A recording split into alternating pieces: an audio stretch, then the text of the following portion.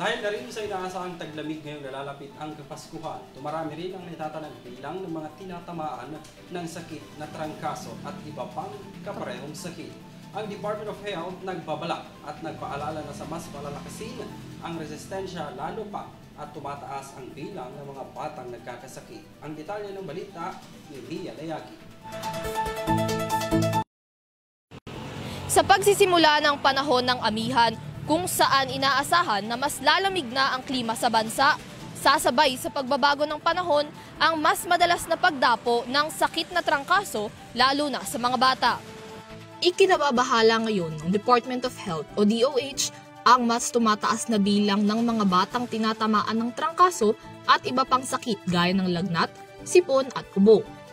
Ayon sa tagapagsalita ng DOH na si Undersecretary Eric Tayag, kalahati ng bilang ng mga naitatalang nagkakatrangkaso sa bansa ay mga batang wala pang 9 na taong gulang.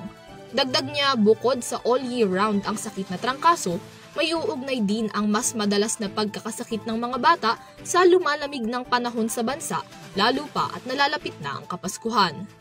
Sa tala rin ng ahensya ngayong buwan, umaabot sa 5,000 hanggang 6,000 na kaso ng trangkaso ang naitatala kada linggo sa bansa, mas mataas sa 4,000 kaso noong Enero.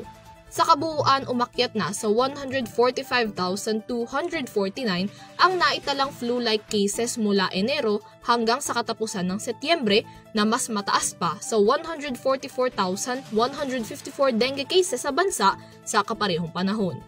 Kaugnay nito, nauna nang nagpaalala ang DOH tungkol sa pagsasagawa ng self-assessment kapag nakakaramdam ng mga flu-like symptoms at ang mas matinding pag-iingat para maiwasan ng pagkakasakit.